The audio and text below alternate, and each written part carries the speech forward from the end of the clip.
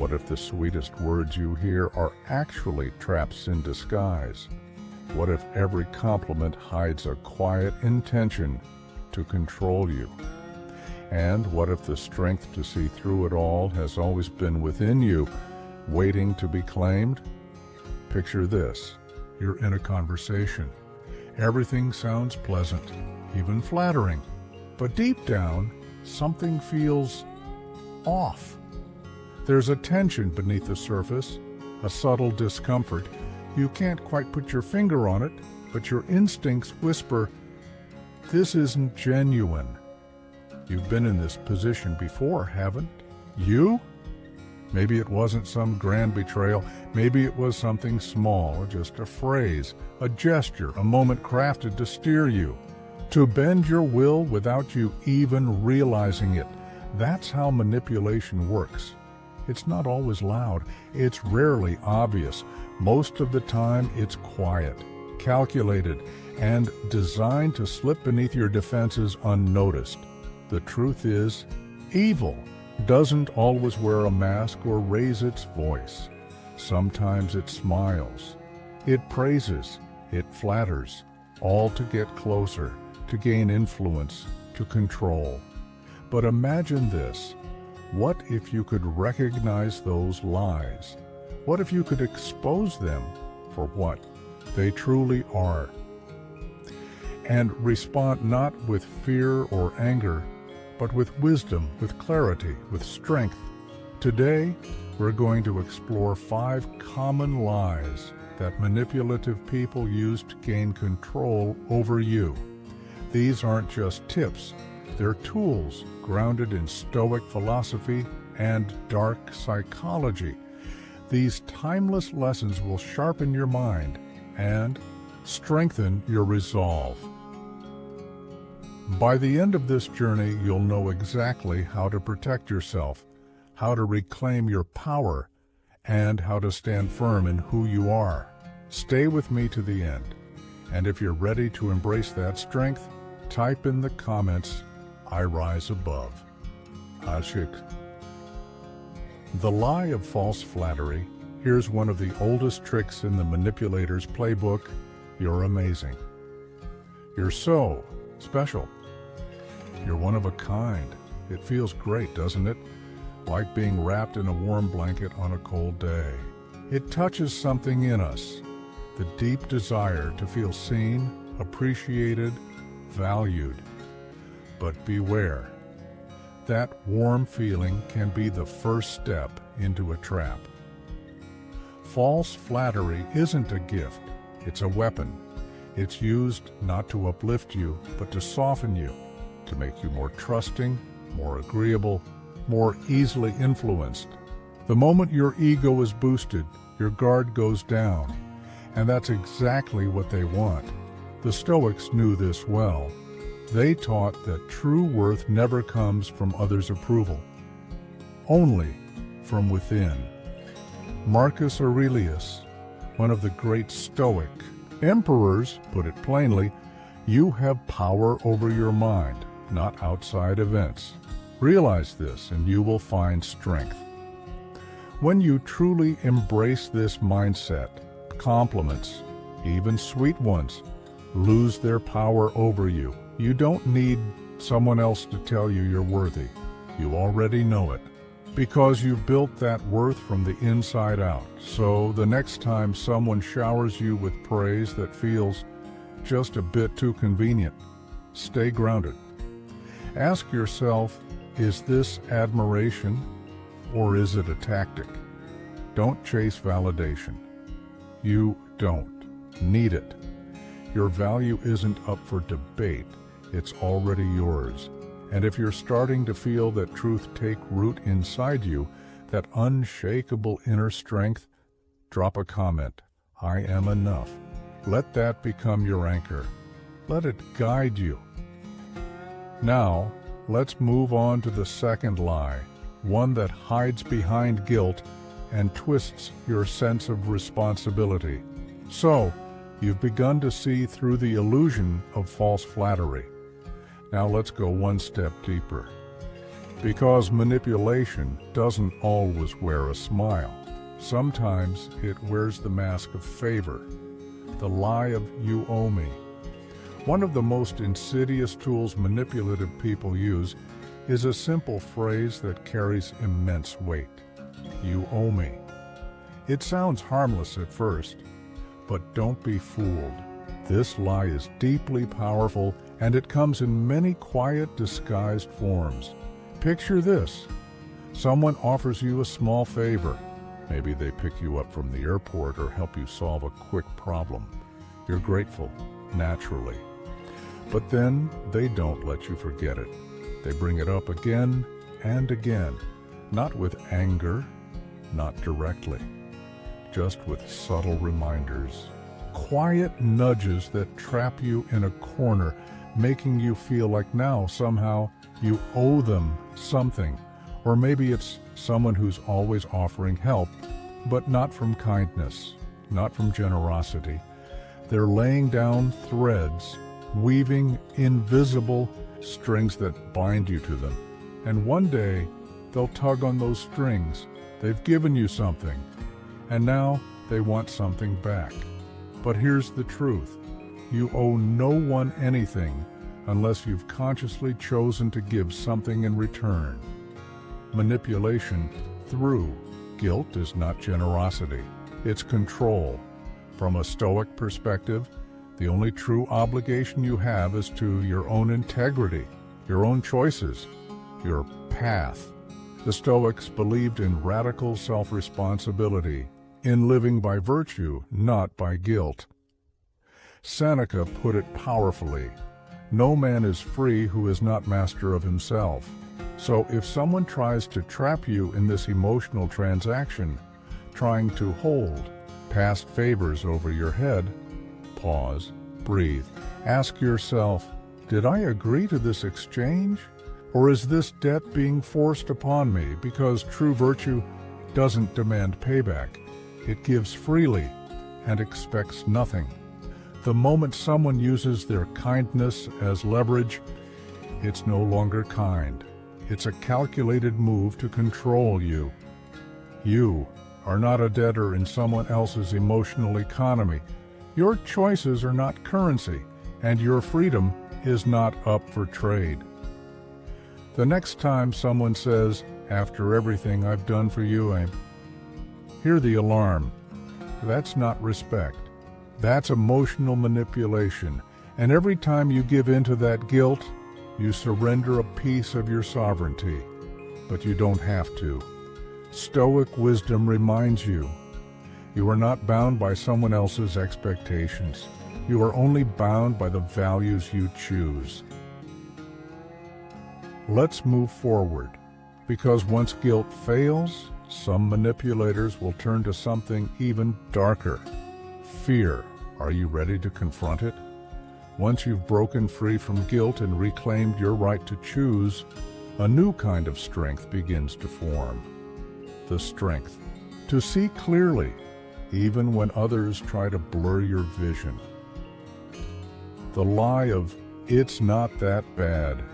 Let's now uncover another manipulative tactic that's just as dangerous, but far more subtle. It's not that bad. You've heard it before, haven't you? You're in a situation that feels wrong, uncomfortable, toxic, maybe even abusive.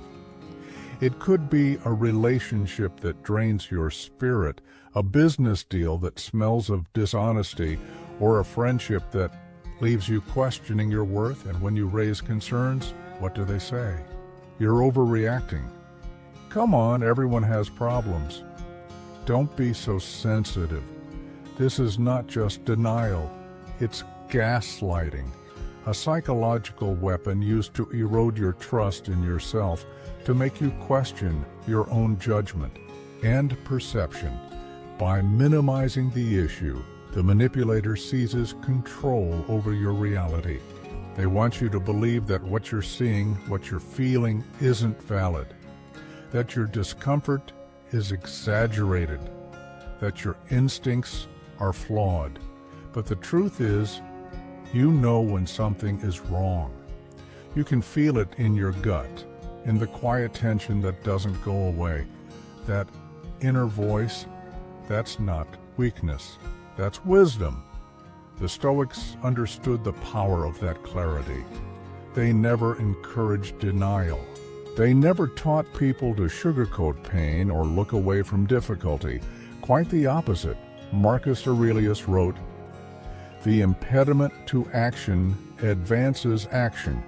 What stands in the way becomes the way." In other words, you don't avoid the problem. You face it.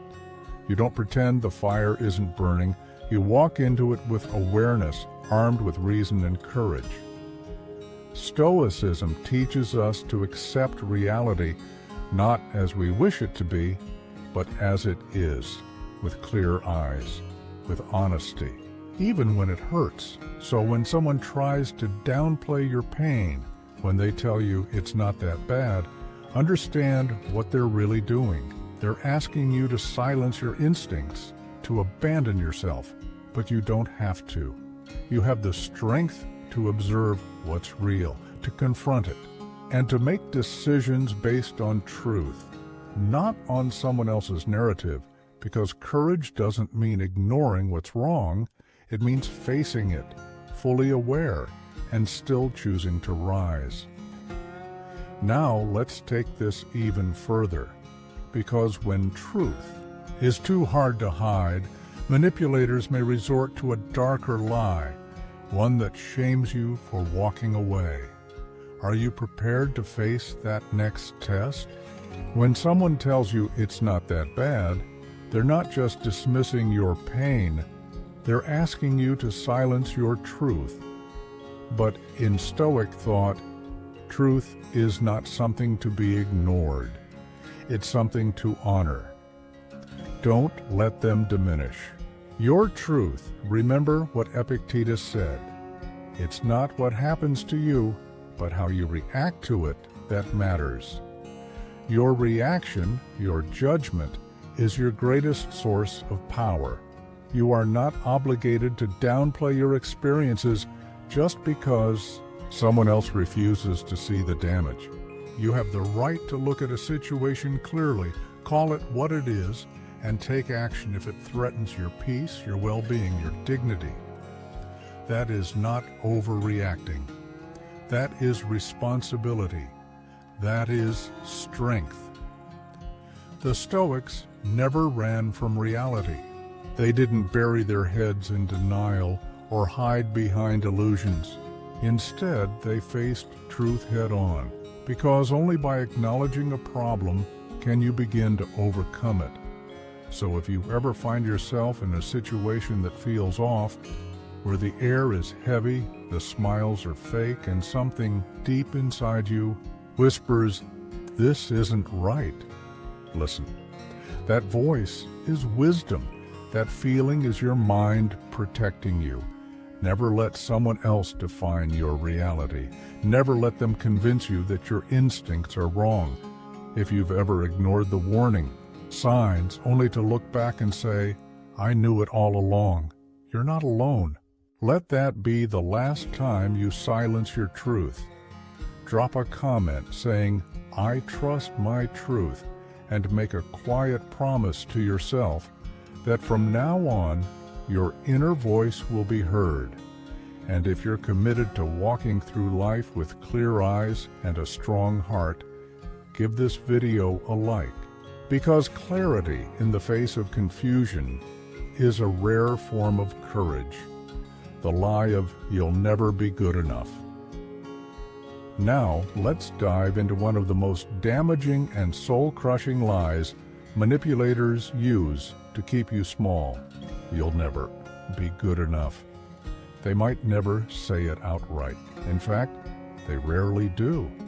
Instead, the message seeps in slowly through subtle digs, backhanded compliments, constant comparisons, or cold silence when you succeed. They downplay your growth. They magnify your flaws, and they make you feel like no matter what you do, it's not enough. Why? Because if they can make you doubt your worth, they can control you. They can mold your identity to fit their agenda. But here's the truth the Stoics taught so clearly: you are already enough. Seneca once observed that poverty isn't about what you lack, it's about the craving for more. The same applies to self-worth.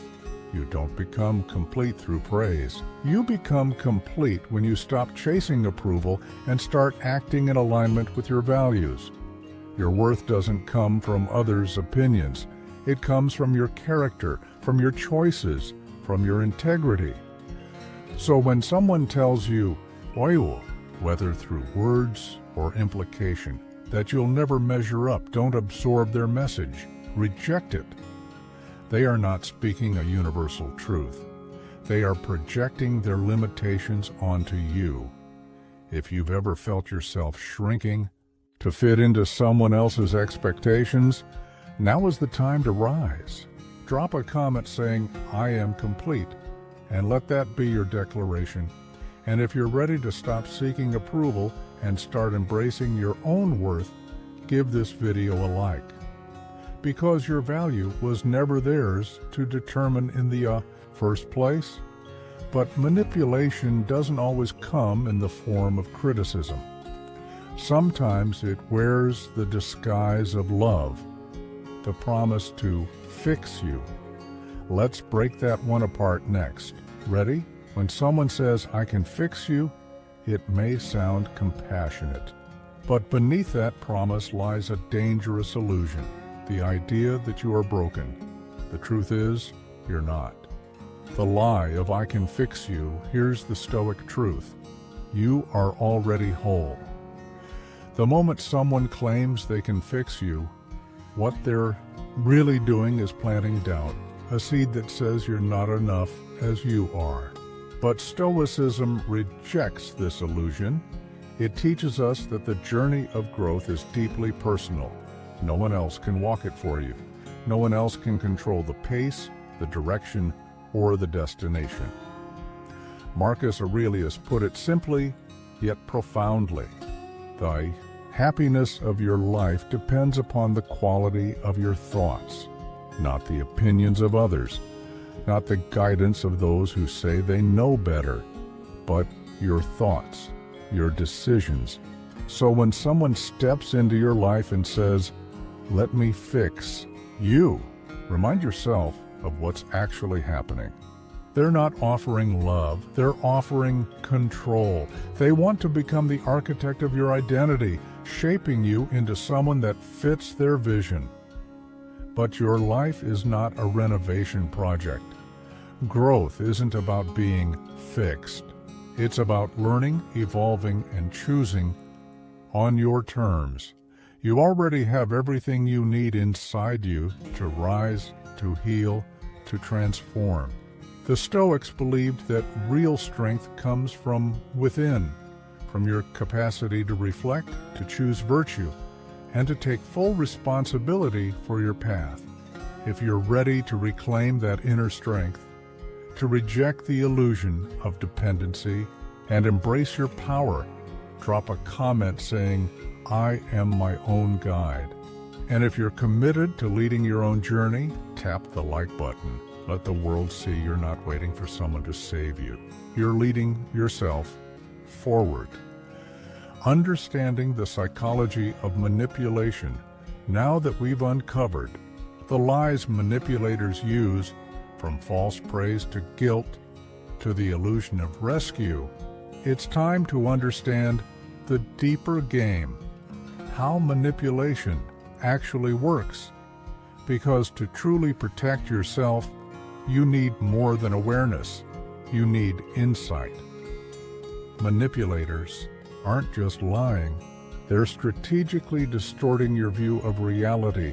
They prey on your emotions, your desire to be liked, to feel safe, to be understood. They exploit your vulnerabilities, the cracks in your self-worth, the places where you seek approval. Their goal? To weaken your boundaries, to create confusion, to make you easier to control. But this is where Stoic philosophy gives us an incredible advantage. The Stoics didn't fear emotion, but they refused to be ruled by it. They practiced self-awareness and emotional discipline, two of the strongest shields against manipulation. Epictetus taught, "We are disturbed not by what happens to us, but by our thoughts about what happens." It's not the event, it's the interpretation, the story we attach to it. And when you let others write that story for you, that's when you become vulnerable to control. Manipulation works by fogging your clarity. Stoicism works by sharpening it. When you train yourself to respond with reason instead of reaction, when you recognize emotional traps for what they are, you reclaim your mind. And once you control your thoughts, manipulation loses its power over you.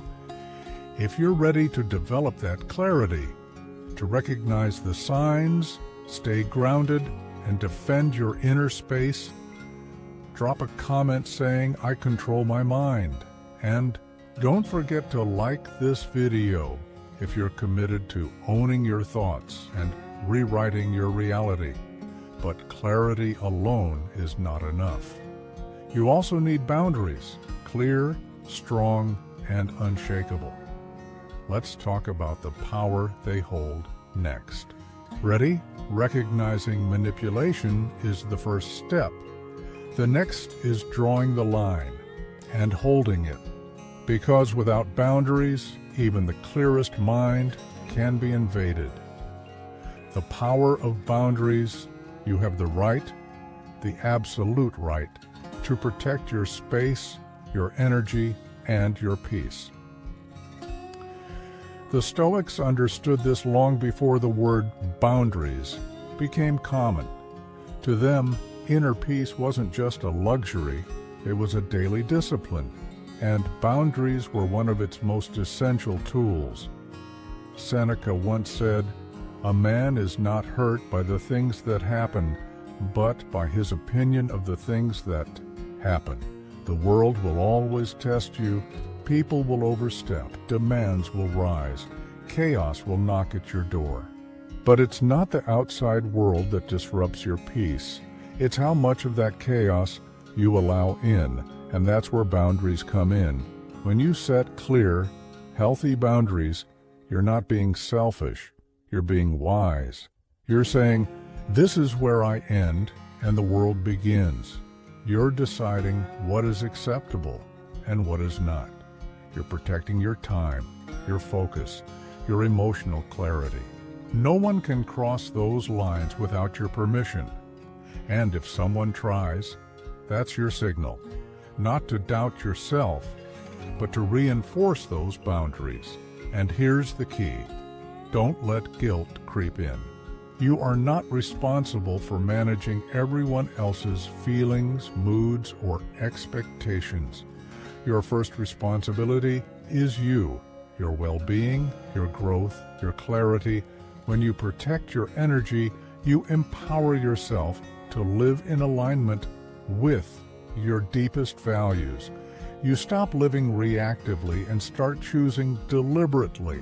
So if you're ready to set firmer boundaries, if you're done with being stretched too thin, drop a comment saying, "I protect my peace."